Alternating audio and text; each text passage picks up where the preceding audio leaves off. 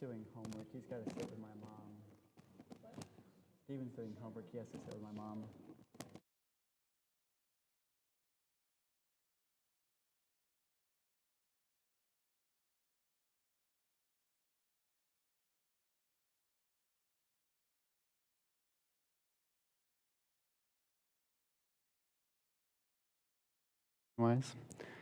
Okay, I'm going to go ahead and get started. Hello, everyone. This is the final week of our class, which is exciting, on interacting with different religions. Today we're talking about one that's a little bit different than the last two. The last two were organized religions with like structure, and this is not that. This is more so a kind of like a cultural movement. We're talking about the people who would identify as spiritual but not religious. So it's very difficult to define again because it's not an organized group. It's more of a cultural shift or a trend or like a movement within culture. And anyone who, what we're talking about is anyone who believes or participates in things that, the word is spiritual, but how do you describe spiritual?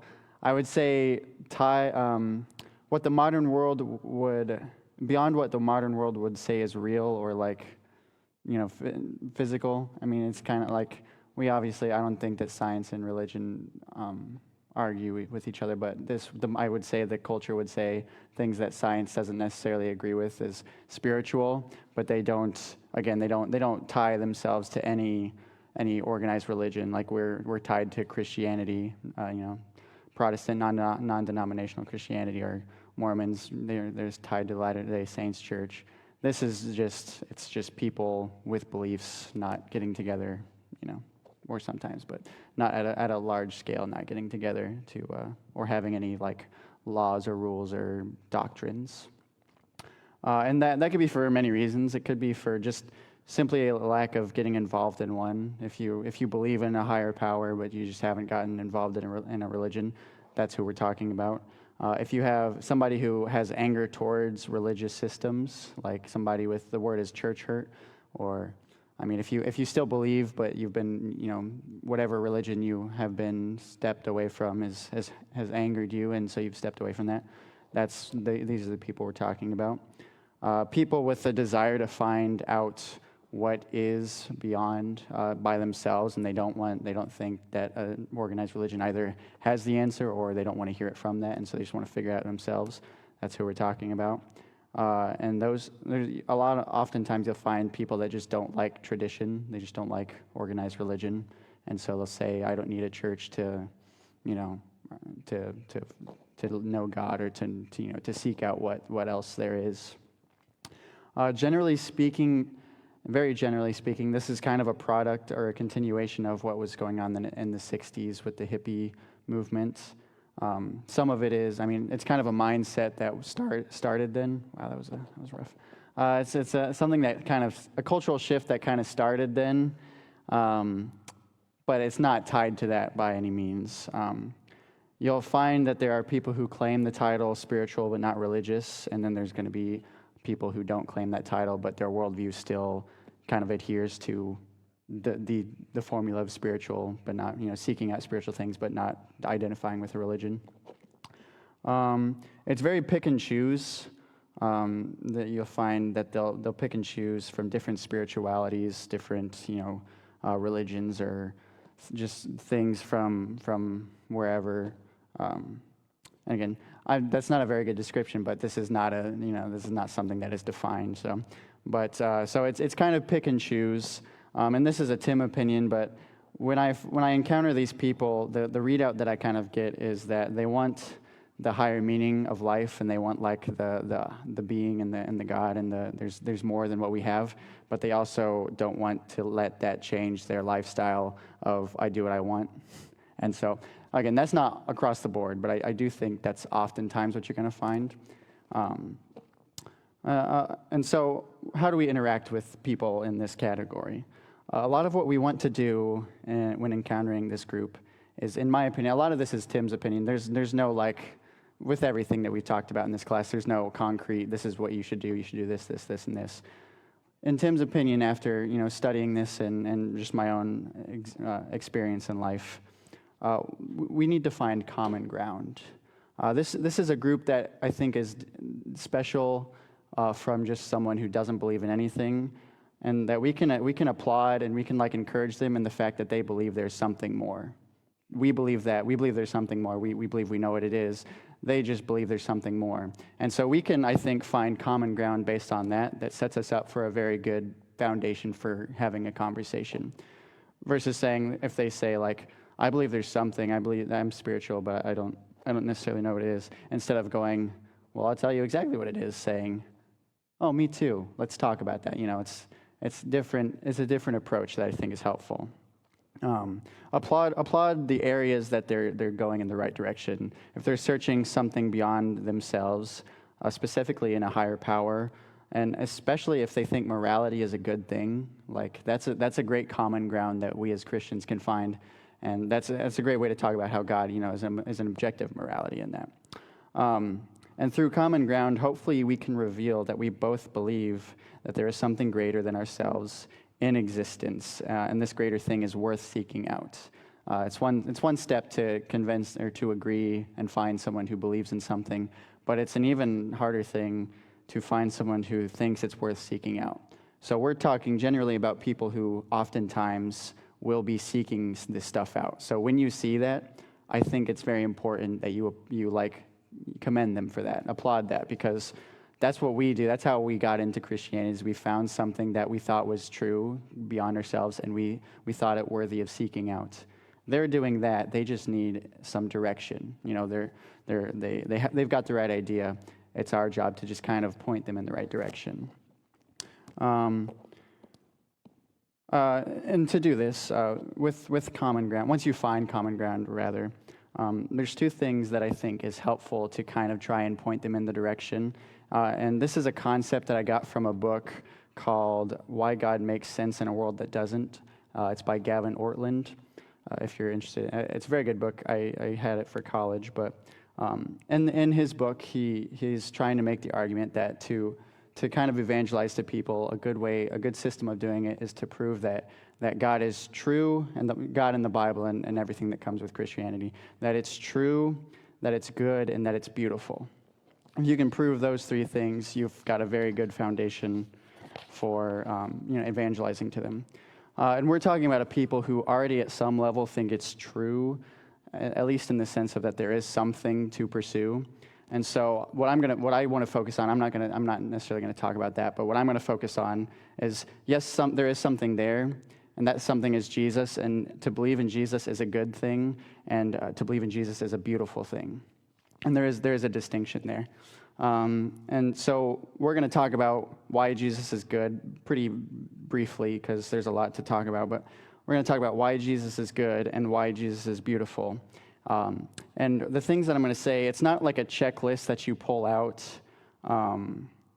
when you're talking. You're like, oh my gosh, they believe in something, and so you pull out your notes and you say, well, have you thought about this, and this? It's not that, but if we can, think about these things, put it in our back pocket of like a conversation to bring up when you notice it being helpful, when the conversation is going in that direction. These are things that it's good to prove. So within this group of people, you're often going to find that there's people that are passionate. I think especially in this group, there's people that are passionate about justice, about human rights, doing what is good or right. And so we want to highlight that Jesus feels the exact same way, like justice, goodness, righteousness, like that is kind of, that's a very core part of what we believe as Christians. So that is phenomenal common ground. And so at a basis, they're seeking something that is good. And so we have something that is objectively good. And if you don't find that, they're passionate about justice or goodness or righteousness, if that's not what they're at, you're still going to find people in this category who like to be treated well and who like justice to be done, at least as it pertains to them. You're going to have a hard time finding anyone that wants to be mistreated. And so even on that basis, people, whether it's socially as far as how the world is working, want justice and goodness, or you have people who can at least understand, I would like it when people are just and good to me. And so it's something you're going to find across the board. And so that is phenomenal common ground to say we have something that checks all those boxes, and it is good. God said it is good, and we're talking about Jesus is good. So some of the ways we might express this, and it depends on the person. Again, this is not a checklist, but if you notice the conversation going in this way, one of the ways that we know that Jesus is good, and we talked in the apologetics class. There's a lot of clashing here because this is at some level it's apologetics. We're just kind of fine-tuning it to who we're talking to. But morality is subjective unless it is grounded in an objective, moral, and authoritative being. So we have this concept of somebody who doesn't believe in God or in Jesus or in anything, but they might, and we're talking to people with a view of higher power. If they believe that goodness is a thing that should be pursued, which you will often find with this group, recognizing that without an objective moral being, what is good in their mindset, if they're being honest with their beliefs, has to be subjective. So what's good for this group may not be good for this group, and what's good for this group may not be good for this group. Which is to say, if this culture values war, how can you over here, if this culture values war and slaughtering of innocent people and all the bad stuff, this culture over here, without an objective moral pillar, this group cannot say to this group that is objectively wrong. Yet, what you'll often find is that people who desire goodness in the world is going to think that's wrong. Now, with the logic of without an objective being, which is God, and for what we know to be true is God telling us what is right and wrong, without an objective moral ground to say what is right and wrong, there is nothing that can be objectively right or wrong. And so at some level, the philosophy that there is good in the world without God falls in on itself when you find somebody who thinks something is right and they think it's objectively right and you think it's objectively wrong, but you don't believe in objective morality. But if you pursue objective morality, if you think that there is absolute right and there's absolute wrong, Jesus provides that. God provides that. Without this authoritative being or establishment to say this is right and this is wrong, there is nothing that is objectively right or wrong. But that's not how people act. People act as though there is objectively right and wrong things, especially within this group, because there is oftentimes such a desire for social justice and morality. So that philosophy falls apart on itself, but not if you include Jesus. If you think that there has to be right and absolute wrong, Jesus is how that works, and we can introduce that, So the common ground that we first find is, okay, you believe in goodness. I believe that too. Here's how I believe that. So it's, it starts a conversation. So another thing that we can prove for morality, that Jesus is good, if we feel guilt for what we do, God provides forgiveness as well as a path forward. So this one you will not necessarily always commonly find. I think the culture, unfortunately, is kind of shifting away from this of just like guilt. Guilt is something that you can take way too far as to be a very harmful thing. But at some level, when you do something that is objectively wrong, you should feel guilt for it. Our culture is kind of shifting away. I think there's a lot of numbing of the desire to feel, or of the guilt that you might feel. There's a lot of escapism from guilt. But guilt is something that humans feel when they do something wrong. And so when you find somebody who says there is goodness in the world and I have fallen short, you can say, yes, me too. However, there is something different. There is Jesus who provides forgiveness for that guilt. And so, the common ground is guilt. Yes, that is not a bad thing. It is a good thing to feel that, and you want an escape from that. And it doesn't come from drugs or alcohol or whatever it is that you do to feel better about what you've done. Jesus is that forgiveness. Not only do you find forgiveness, but you also find a path forward. He gives us purpose to do more than just simply accept forgiveness. He gives you opportunities to better the world in light of that forgiveness. And so that's something, if that's true, that is good. Even if you don't necessarily believe it, you can recognize that if you don't believe Jesus is real, you can at least agree that if he was, that would be nice. That would be a good thing if what Jesus was offering was true. So finding that common ground of that would be good. And then the same with morality. If there was actual objective morality, that would be good. That would be worthy of acknowledging at least. That's good. And that's what we're kind of seeking out with this demographic. And one of the last things is that God is a God of justice. And wrongdoers will receive punishment for the evil that they do. So there's the one side of, I feel bad for what I did, but there's also the side of, I demand, I seek after social justice. And I see often in the system that sometimes you have bad people that go through the correct systems and they still get away with it. Or you have people that slip under the system that the system doesn't even notice. You have people that commit crimes, horrible things, and they go away unpunished. Or you have people in foreign countries who are like warlords or terrorists, and they do horrible evil things and they get away with it. Namely, there's a specific group of powerful people in an island where people are very upset about, and there's a lack of justice they feel about what is happening there. And with God, if you have the desire, that's bad because at times the systems that we have in place fails.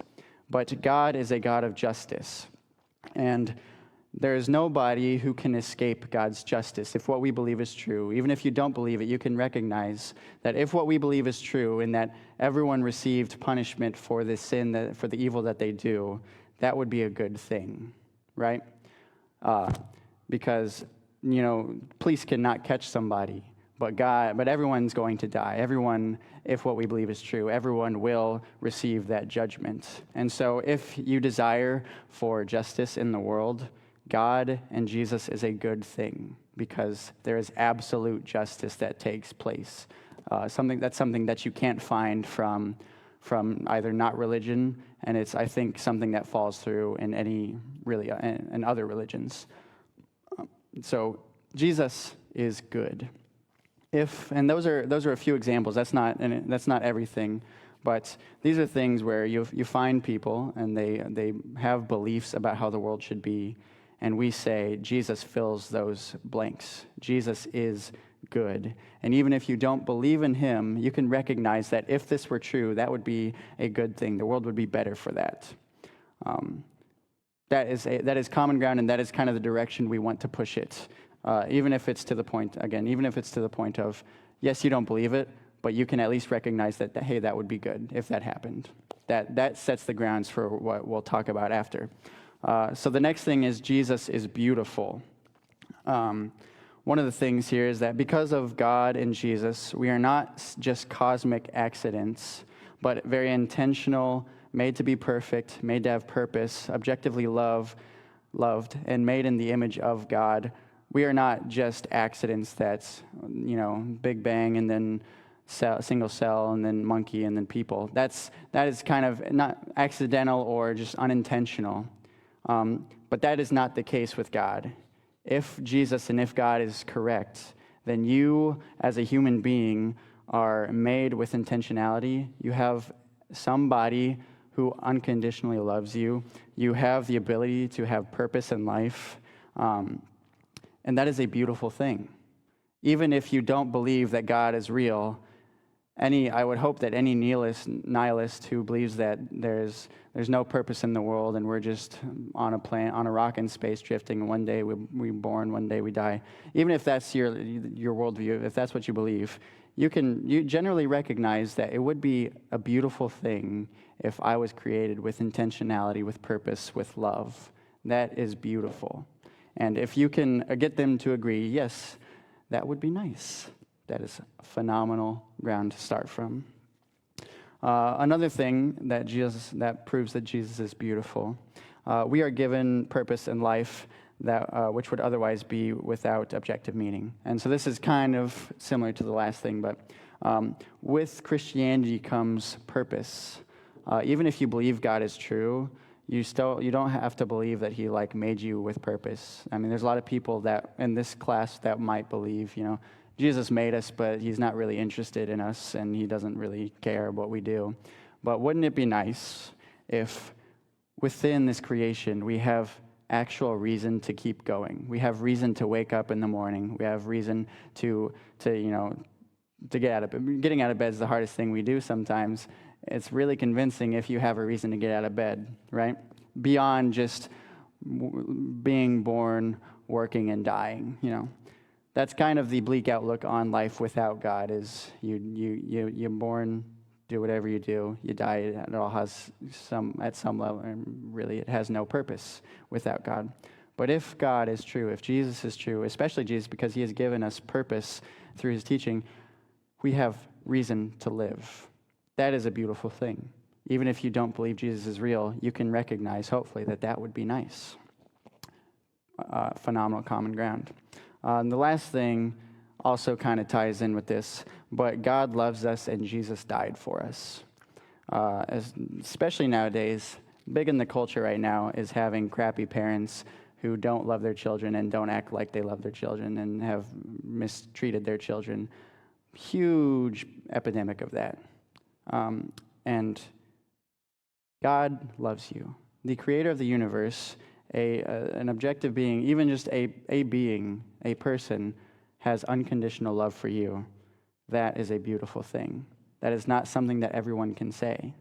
And so, again, if that were true, if there was somebody who existed eternally, who loved you unconditionally, that is a beautiful thing.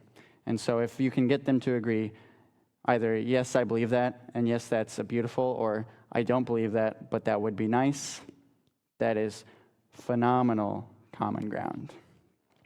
And so moving on, so those are the two things that I think is really good, really helpful when talking to these people to find common ground on.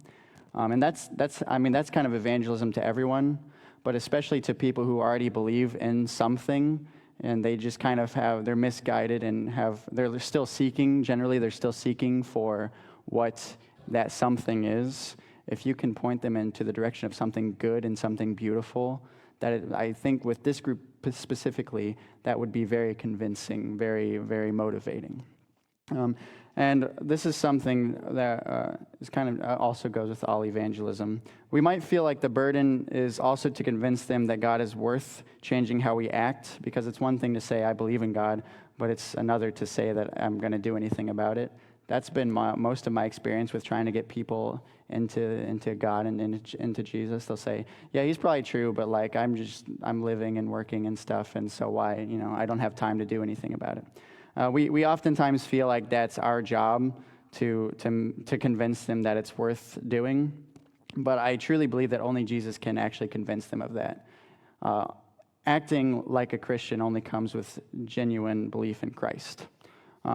One thing that is very important to evangelism and that can be very uncomfortable is the concept that some people simply won't be ready to accept the gospel. Some people are not in the stage of life where they will have anything to do with Jesus. That is a very sad, but if you attempt evangelism at all, you're going to find that is pretty much the case. 1 Corinthians 5:5 tells us, it's talking about a guy who was having a sexual relationship with his father's wife, hopefully his stepmom, not his at least mom. It's not great anyway, you look at it, but at least that.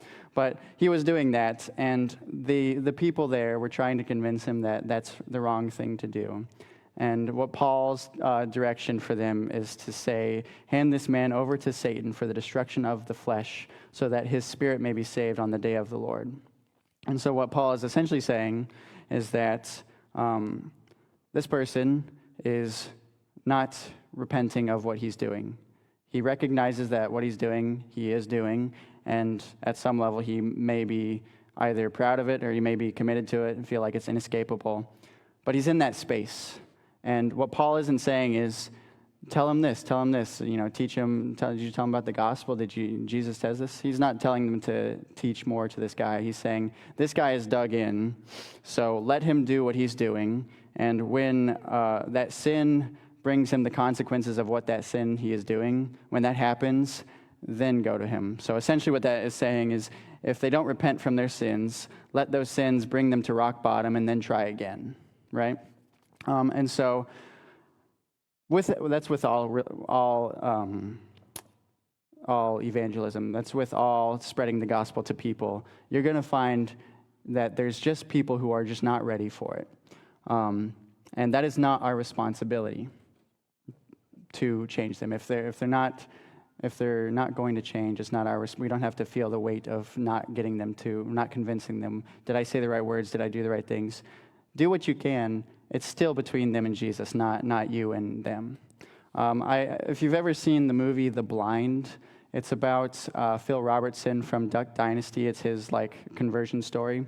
And there's a scene in that movie, and I think it's what I, at some level, aspire to be as a Christian who wants to tell other people about Christ. But so Phil Robertson he's very far from Christ. He's working at a bar, surrounded by a lot of bad things.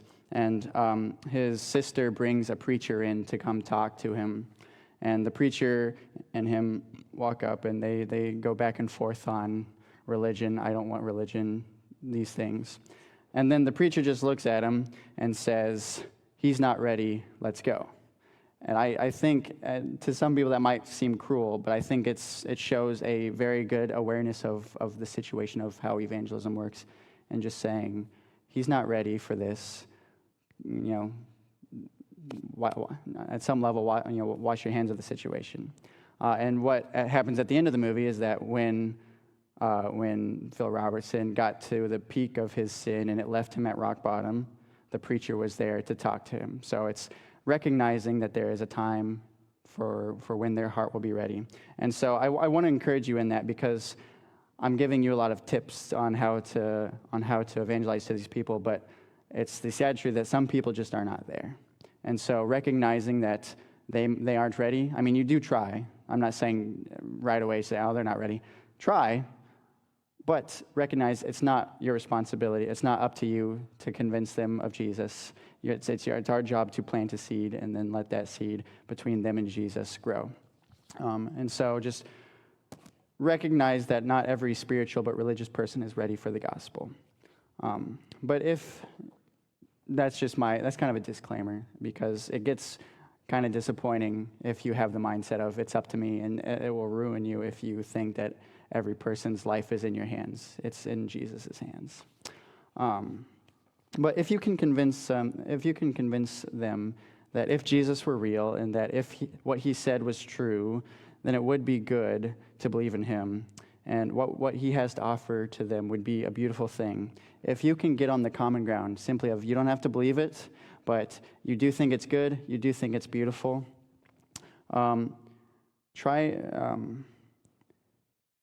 if that's the case, just encourage them to try some things out. Encourage them to go to a Bible study. If it's good and if it's beautiful, it's worth trying at the very least, because if you try and you don't like it, if it doesn't work, no harm done. But if you believe that it's good and that if it's beautiful, why not try it? There's really you lose an evening at the most is what you do. So encourage them, go attend a Bible study, go to a church service. And the caveat there is that we as Christians have to be a church and a Bible study that will accept somebody and they won't feel terrible about it coming out. We have to be prepared for that. That's the caveat there. But encourage them to go to Bible study. Encourage them to go to church. Encourage them, if this is good and if this would be good and beautiful, why not shoot a prayer up to Jesus? What's it going to harm? If it's good and beautiful, it's worth trying.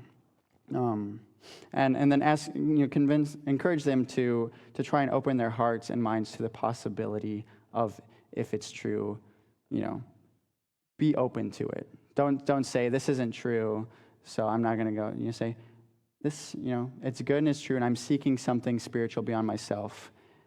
Why not try this? Because again, if what he has to offer is good and beautiful, and if there's even a chance that he might be legit, then why not seek that out? Why not give it a shot? Because again, this is a class to people who do believe that there is something. And so convincing them that something could be good and that something could be beautiful, they're probably going to seek that out because they're already seeking out these kinds of answers. We just have to convince them that Jesus is the right path, or at least something desirable. So I hope that makes sense. And so that's kind of a formula that we're going to apply here later. But, and again, at this point, it's between them and God. You've planted a seed, and there's literally not much else you can do other than to be the preacher that is there for them when they're ready. From the example, you don't have to be a preacher, but being the person that's ready for them when they're ready, and there for them when they're ready. And one thing that it was brought to mind, it was like, I wasn't going to include this, but it's very important, especially within this community of bringing this up. In this community of spiritual but not religious, you're going to find that there's going to be a lot of LGBTQ plus affirming people, and there's going to be people who have stuff but also other things that is like tied to them as why they're not doing this. And my encouragement there is, I'm going to say, disregard that for now. Because disregard the need for them to believe all of the biblical truths in this moment.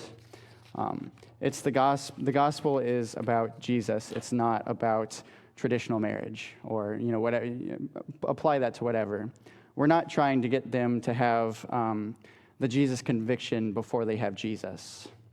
Show them that Jesus is good and beautiful and worth seeking out. And if they come to agree with Jesus, then let Jesus and his Spirit do the work of convincing them about the specifics of how religion is. We're telling them about the gospel. It's not the gospel of fill in the blank. It's the gospel of Jesus Christ and his grace for us. So it's not your job to convince them of that at the initial stage of evangelism.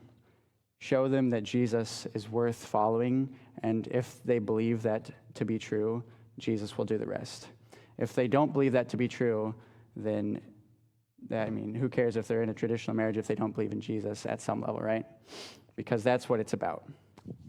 Or, traditional marriage, you copy-paste whatever you want there.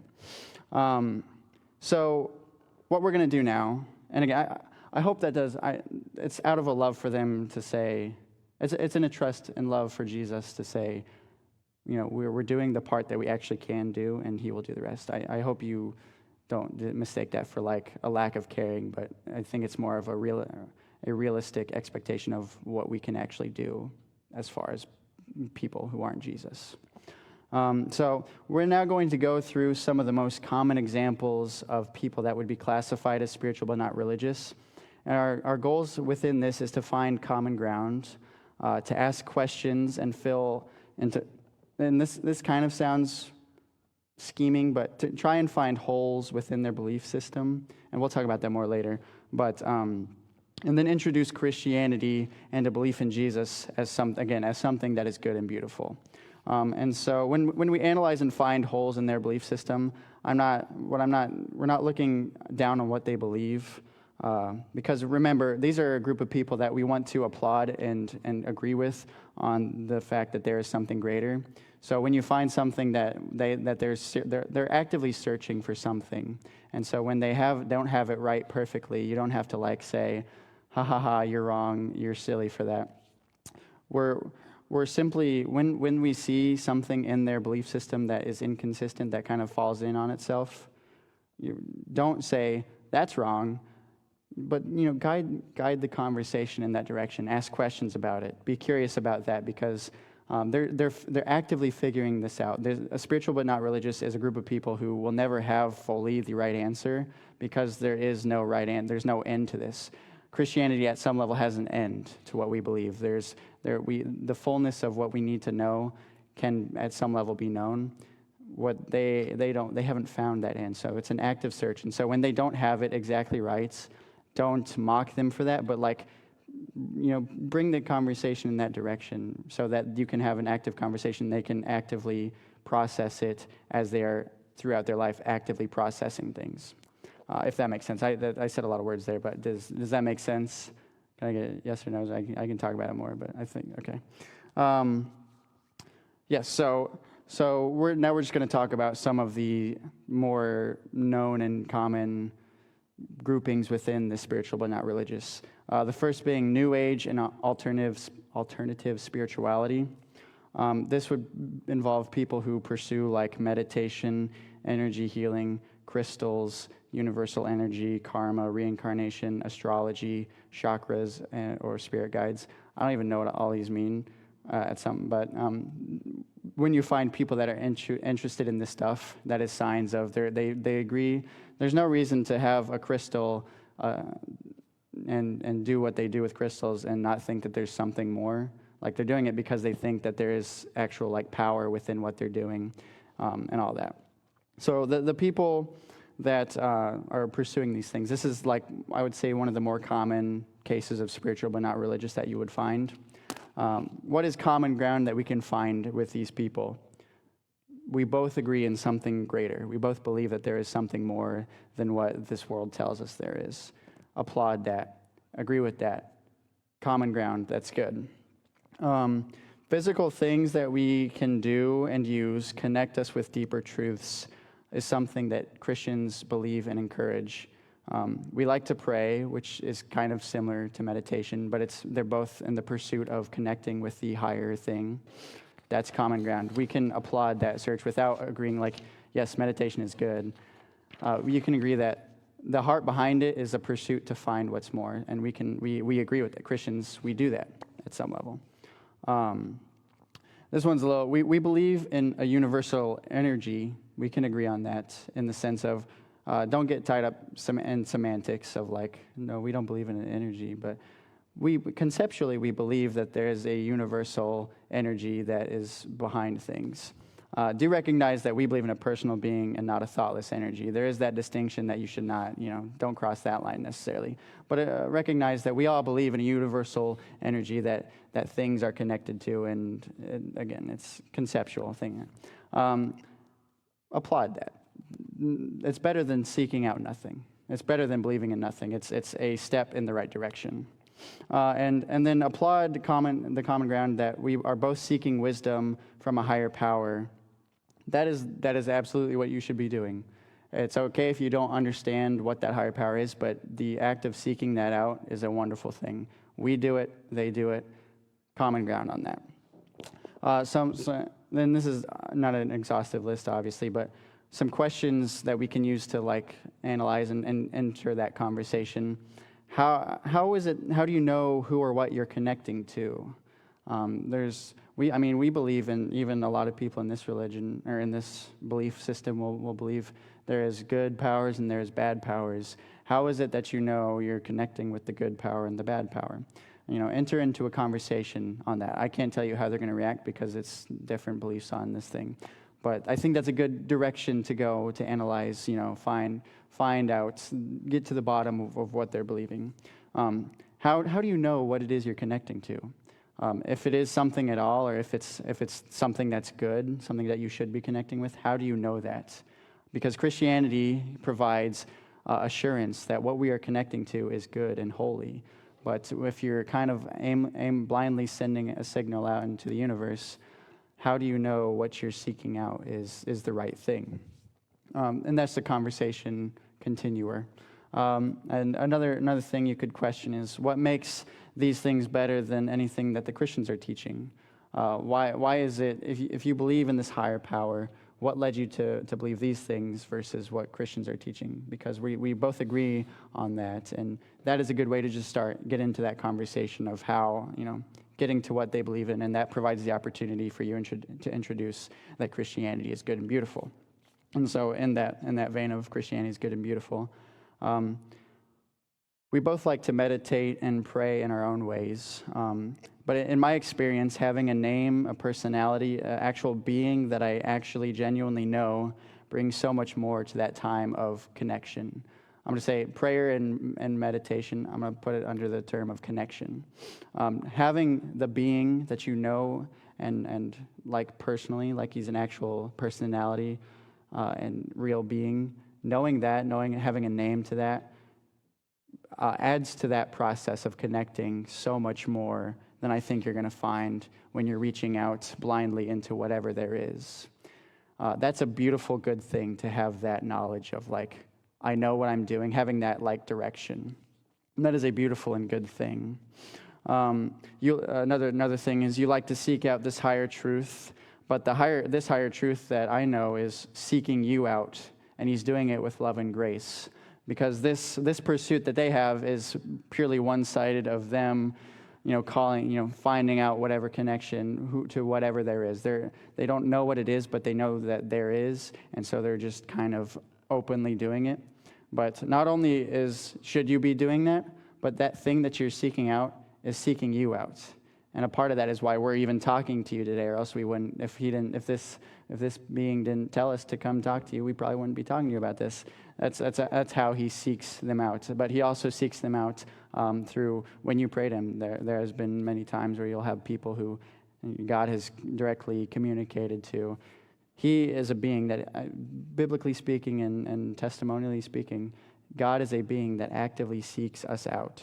And that is a good and beautiful thing, because it can get pretty lonely when you're the only one seeking, trying to figure out what's out there. But if that thing is actively communicating back and seeking back, that is a good and beautiful thing.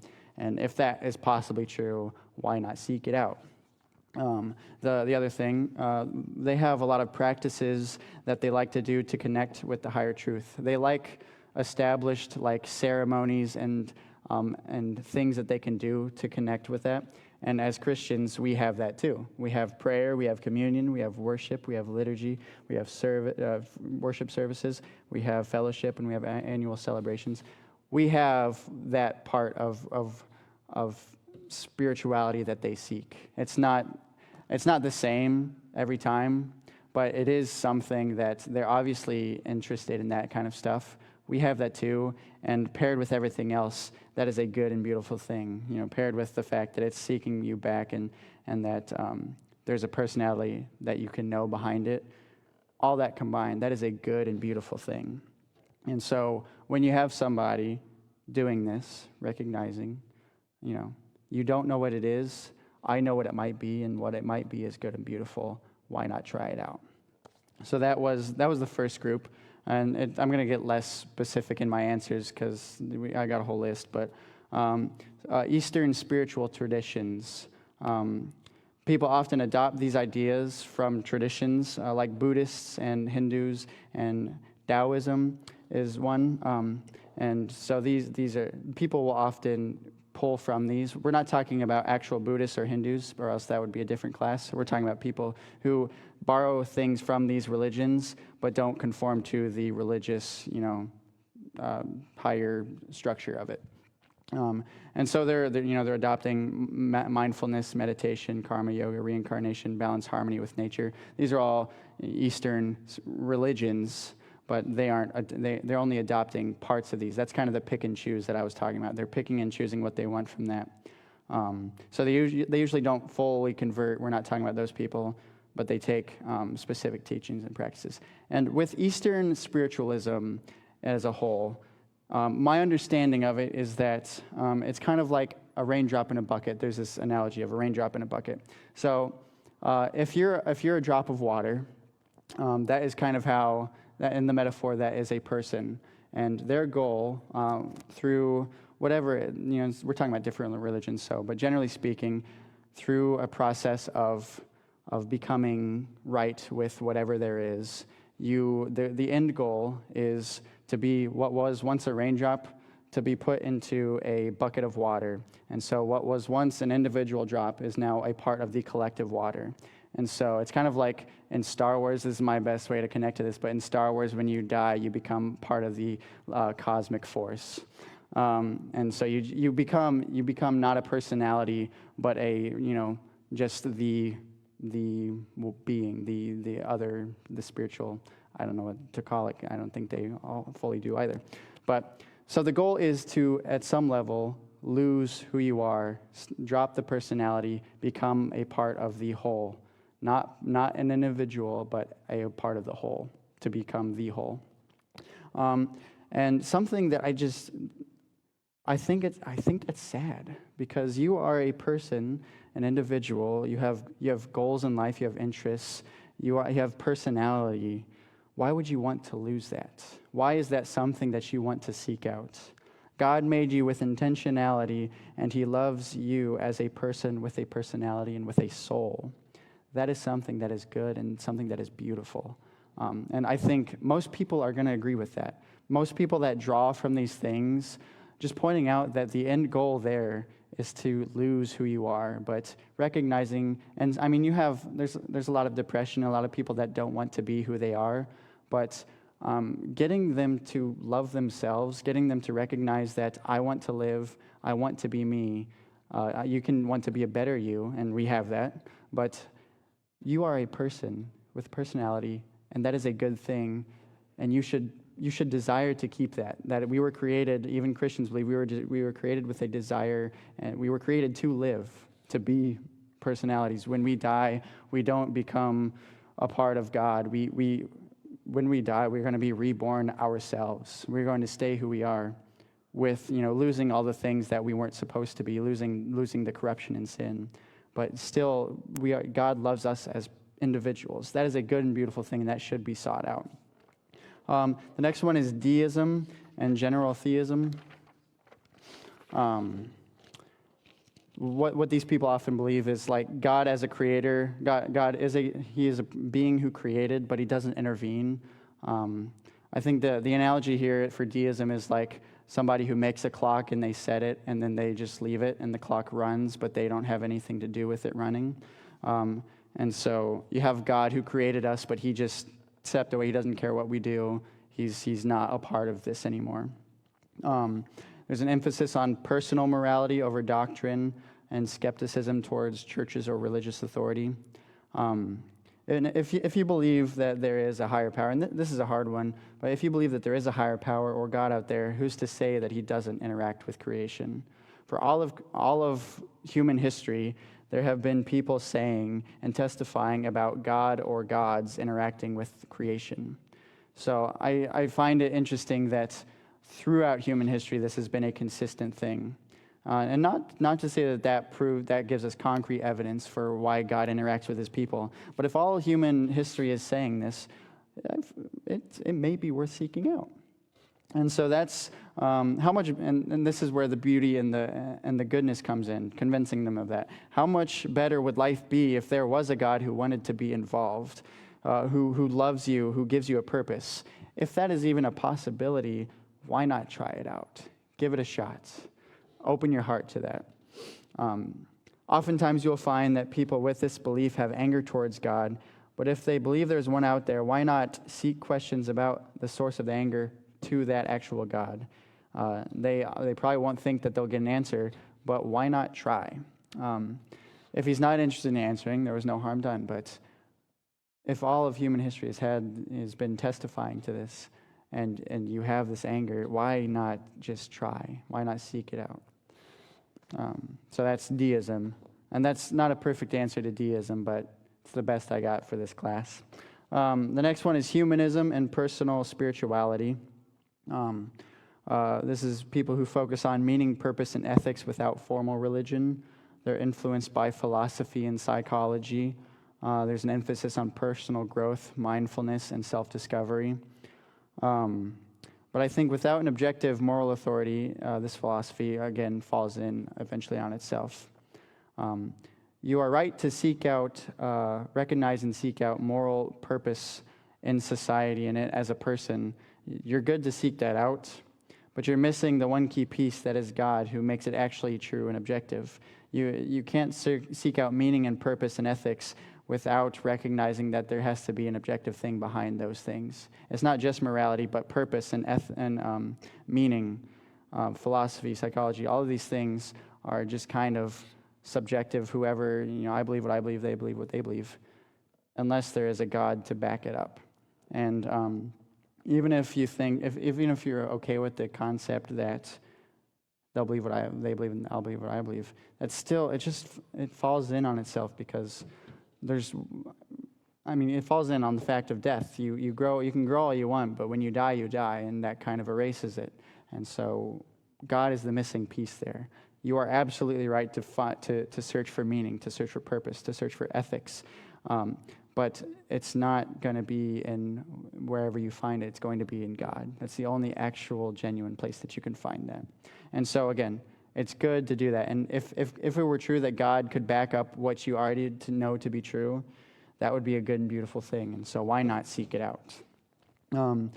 Nature-based spirituality, practices inspired by paganism or indigenous traditions, seeing nature as sacred or spiritually significant, rituals tied to seasons, the earth, or ecology.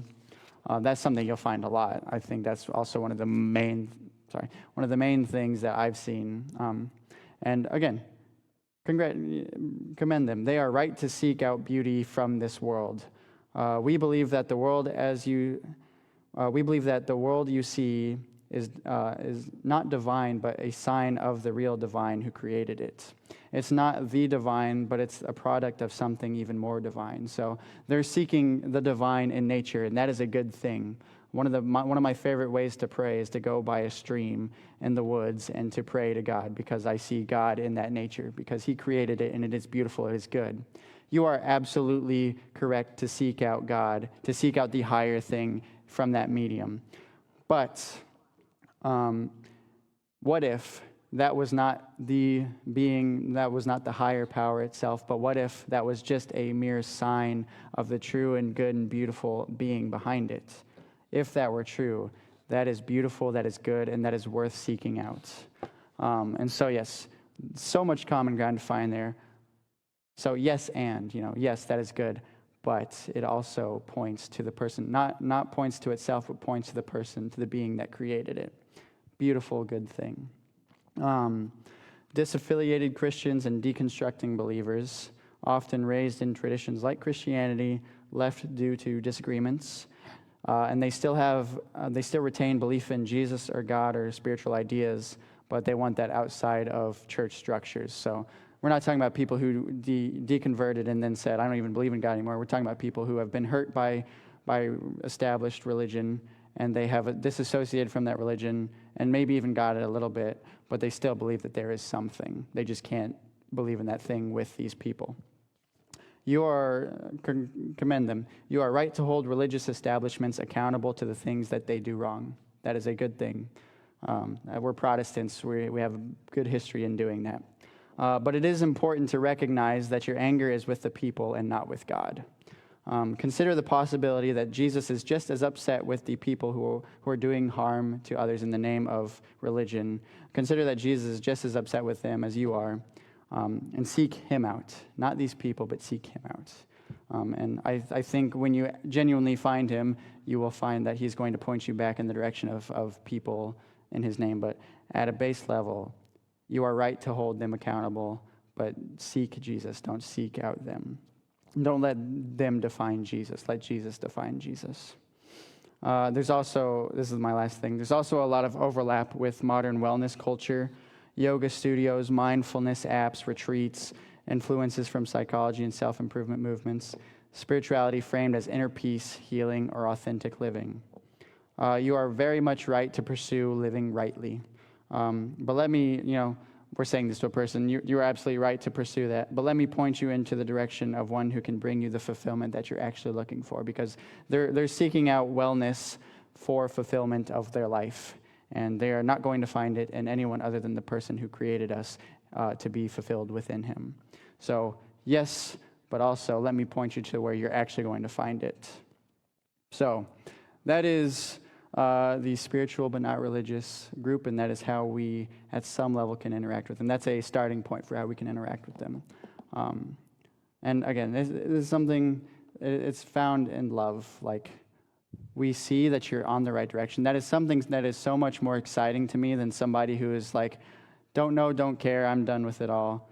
It's so much more exciting to find someone who says, I think there is something and I'm seeking it out, and we can simply just walk alongside them and point them in the right direction. I think that's a wonderful thing, and we do it out of love for these people. That is what I have to say. We can open up to questions now. Are there any questions? And again, I'm not an expert on this, but I have looked at it, and I have given what I can give. Any question? I'm looking up the online as well.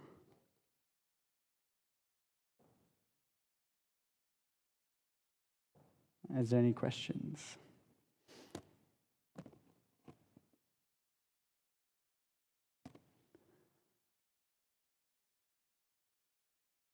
I don't see anything online, although it's not quite to where we are. Now we are. Anything else? I'm going to go ahead and pray us out, and then if there's questions online that appear, I'll answer them after. But God, we thank you for giving us the purpose of reaching out to these people. We thank you that you have love for us and for them, and that you have it on your heart to find them and to let them find you. We just ask that you would bless us with when we're encountering these people with this group that we're talking about today, but all of the other religions that we talked about in this class. We just ask that you would give us the words to say. We actually trust that you will. We know that you will, and we thank you for that. When we're interacting in these moments, that you empower us with what to say and the right thing to do. And we thank you, honestly, that it's not up to us, and our job is simply to plant the seed, because there's no way that we would be able to live up to that. And so we just love you, we thank you, and we pray in your Son's name. Amen. Scott, I don't see any, or Brian, I don't see any comments. Do you? Okay. Well, that is all for this class. It's been super fun for me to be a part of teaching this, and our hope is just that if and when you encounter these people of Mormonism, of Islam, of spiritual but not religious, we just hope that you can encounter that with confidence and trust and love. So I hope that has been achieved, and thank you. That is all. Goodbye.